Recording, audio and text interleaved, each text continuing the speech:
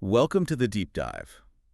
Today we're going into, a hidden world of international influence. It's like this shadowy organization, but it's operating right out in the open. Right. Think about it. A foundation supposedly providing legal aid, but really it looks like it's pushing a major nation's agenda across the globe. Exactly. We're talking about alleged spies getting help, propaganda networks getting funded, even, attempts to mess with democratic processes, Mhm. and maybe getting around international sanctions while doing it. Yeah, it's a really stark example of the kind of hybrid threats we often discuss here. hmm And the organization at the center of this, it's called Profond. It's a Russian state-backed foundation. Officially, its job is to give legal help to Russian compatriots living abroad. But as you said, there's this huge cache of internal documents, emails, and things that journalists got hold of. And they paint a very, very different picture. A much broader and frankly more concerning operation. It looks like a key tool in Russia's, well, hybrid strategy playbook. Yeah, thousands of internal emails. And this wasn't just one leak, right? It was a big collaborative effort. Oh, yeah. Over 30 media groups worldwide worked on this. Big names like OCCRP, that's the Organized Crime and Corruption Reporting Project, and Rebaltico were involved. And these documents go back over a decade, so they give this incredible, unprecedented look inside Profond's operations.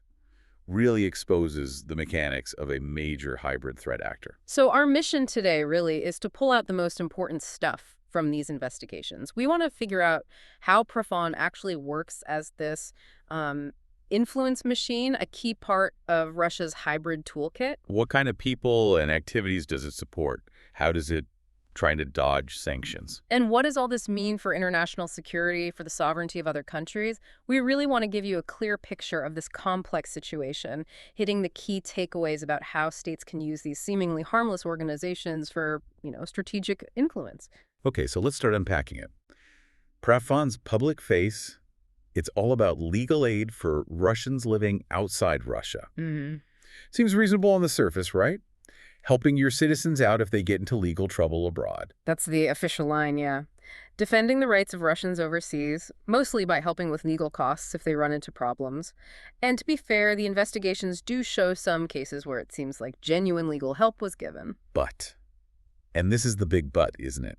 The evidence seems overwhelming that most of this support, this legal aid, is actually going to people and groups who are clearly serving the Kremlin's interests, which feels very much like a hybrid tactic. It's a crucial difference. Edward Lucas from the Center for European Policy Analysis, he put it really well. He said something like, countries don't normally subsidize their citizens' legal costs in foreign countries. Right. So you have to ask why the Russian state wants to spend its tax money on this. And that quote really nails it, doesn't it? It forces you to look past the surface, past the humanitarian angle when you're analyzing these potential hybrid threats. And the why gets pretty disturbing when you look at who they're actually helping. We're not talking about parking fines here. Let's take Vadim Krasikov in Germany. Krasikov, yeah, that's a stark one. He's the FSB assassin convicted of murder in Berlin, and Profon gave him, wait for it, $185,000 for legal aid. 185,000 euro for a state-sponsored killer. Exactly. It's not someone who accidentally broke a rule. This is major financial backing from this Russian foundation going to someone directly involved in state violence. It just blows the whole legal aid cover story apart. These cases, they really show Profon acting like a support network for people undermining security for Russia. Okay, then there's Alexander Franchetti. He was active in the Czech Republic and Crimea. Right. Franchetti led a paramilitary group in Crimea right after the Russian annexation. He even boasted about helping Russia take it. And Profond gave him money. Yep, 37,000 euro. He was later convicted, in absentia, mind you, for sabotage and spying. So again, the funding is directly linked to actions undermining Ukraine's sovereignty. His own words confirm it. It shows how this money, framed as aid, can be a tool in a bigger hybrid strategy. Okay, moving over to Latvia. Alexander Egans, accused of helping Russian intelligence, part of a pro-Kremlin network there.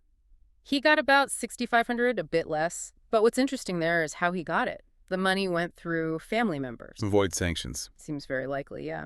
It suggests they were already thinking about how to keep the money flowing even if sanctions hit. It shows they adapt. This use of middlemen is something we see again and again. Adaptive hybrid threats in action. And back in Germany, Yuri Ermenko runs kids' events, Does some legal help. But there are allegations. He gets instructions from the GRU, Russian military intelligence, and an organization run by his wife. Got almost $195,000 from Profond. Wow. That blurring of lines again. Community work, cultural stuff, but potentially intelligence links underneath. Exactly. It raises questions about what's really going on. These seemingly innocent fronts are common in hybrid influence ops. Lithuania next. Algirdas Paleckis, an ex-politician, jailed for spying.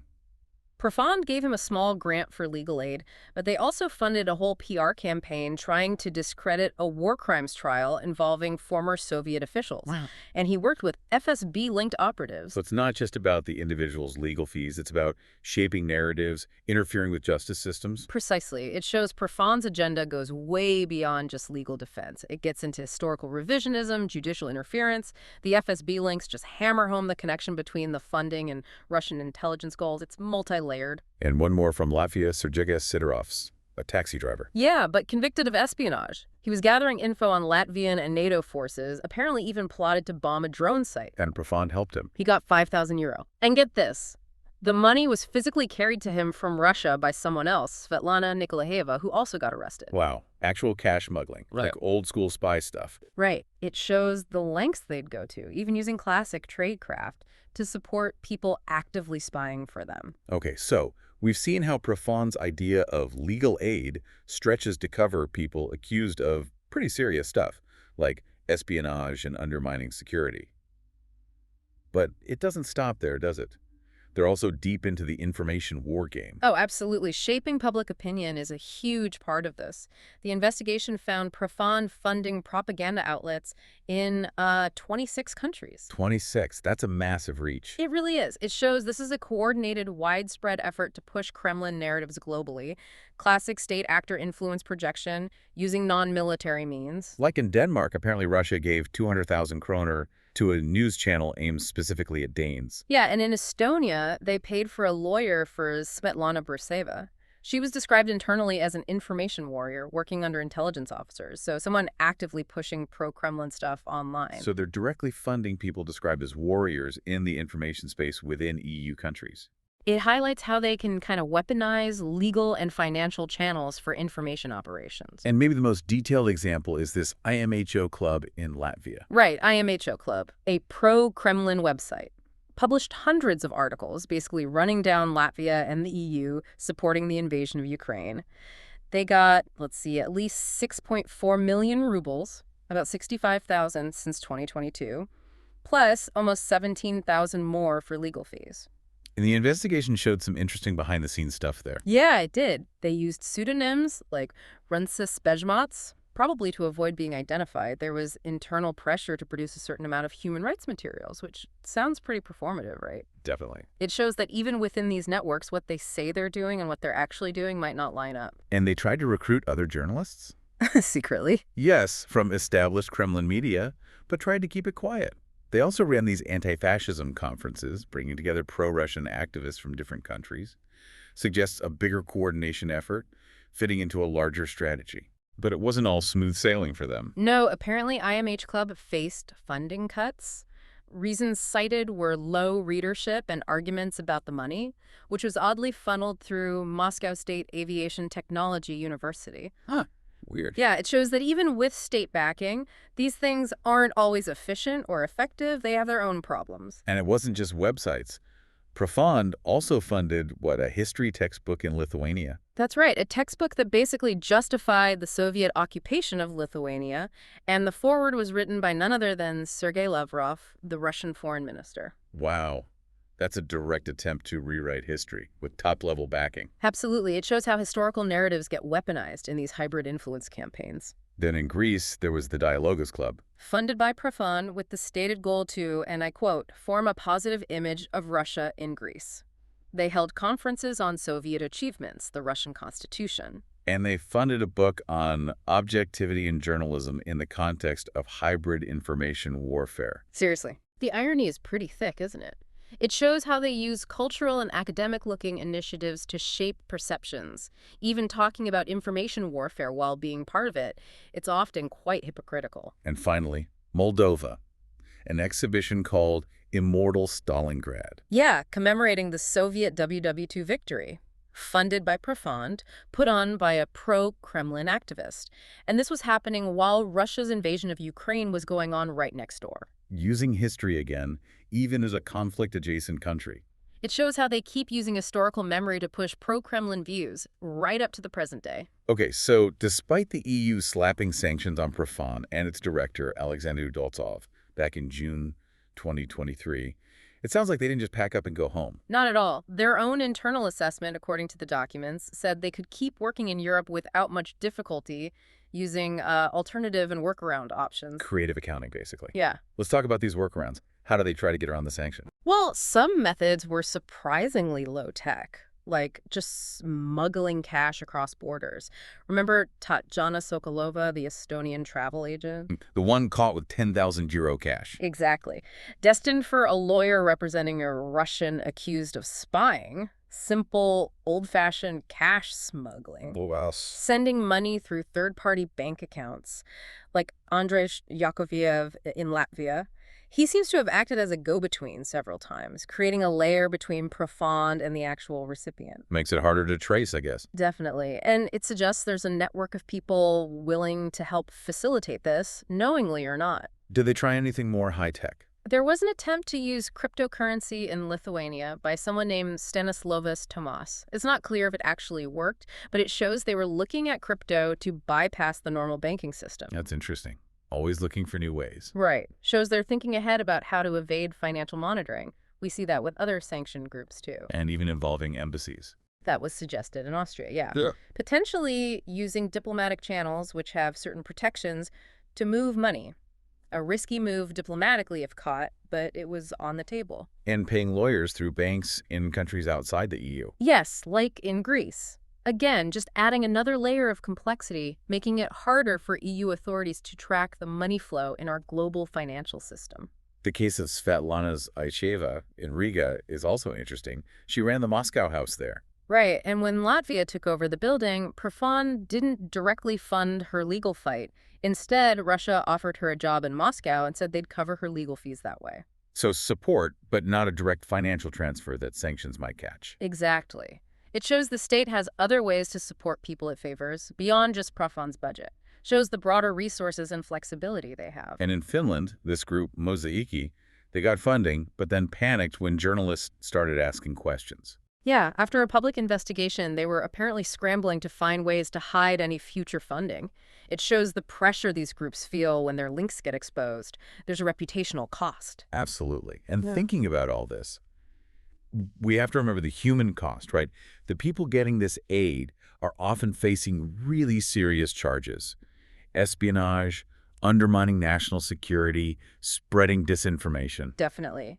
Normans Mizhviets from Latvia's State Security Service, he basically said, look, this fund has been used for ages to help Russian intelligence achieve its goals. He said the people presenting themselves as independent experts or whatever. Are actually Russian intelligence officers. That's a direct quote. It really highlights the serious risks for anyone who gets involved with Profond, whether they realize the full picture or not. The lines get so blurry. Between legal help, propaganda, actual spying, it all gets mixed up. And the individuals involved, they face huge pressure. Jail time, being ostracized. They become pawns, really.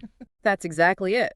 The blurring of lines is what makes Profond such an effective and kind of insidious tool for hybrid threats.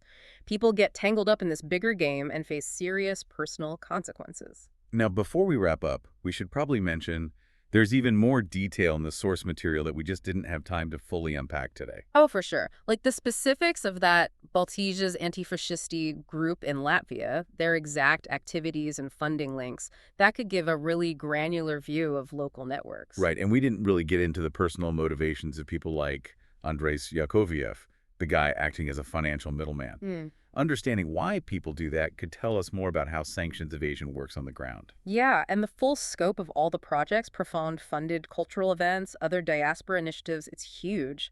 We only touched on some examples. Plus the specific legal arguments used in the court cases of the people Profond supported. That could shed light on their legal strategies. And of course, what Profond itself, or the individuals named, said in response, or didn't say. Often the silence tells a story, too. the wider implications for EU sanctions policy, too. How effective are they if organizations like this can find workarounds? That's a whole other area. Definitely. We also didn't detail Franchetti's Northwind paramilitary group and its specific actions in Crimea. Or how Profond actually decides who gets money, their internal grant approval process. That would show their priorities. And just the sheer scale, over 1,000 grants, millions of dollars, it really underscores the resources behind this. And how their evasion tactics might be changing over time as authorities catch on. It's a moving target. Right, it requires constant monitoring. Okay, so let's try to sum up this deep dive. What we've seen is Profond, presenting itself as this legal aid group, but clearly acting as a major tool for Russian foreign policy, a key part of their hybrid threat arsenal. Yeah, it's actively supporting espionage, funding huge propaganda networks, trying to build influence all over the world, including inside the EU. Doing all this while using these elaborate schemes to try and get around international sanctions. And what the Dear Compatriots investigation really pulls back the curtain on is this sophisticated, ongoing effort by the Russian state to project power and, frankly, undermine democratic processes, all hidden behind this mask of protecting citizens abroad. It really highlights the challenge of dealing with hybrid threats, doesn't it? Where they mix legal stuff, politics, information, maybe spying. It's all blended together. It absolutely is. And the work by all those journalists collaborating internationally shows how important that kind of effort is to actually uncover and understand these hidden influence operations. It's crucial for figuring out how to counter hybrid warfare. Which brings us to our final thought for you, the listener, especially thinking about these hybrid threats. When you see an operation like Profond, so adaptable, so well-funded, working across so many domains, how can democracies effectively defend themselves against this kind of complex, deceptive interference in the long run? What's the role for regular people, for the media, for governments in spotting these threats and, well, neutralizing them in the information space and beyond? It's a huge question, and one we really need to keep wrestling with as we navigate this modern landscape of conflict. Thanks for diving deep with us.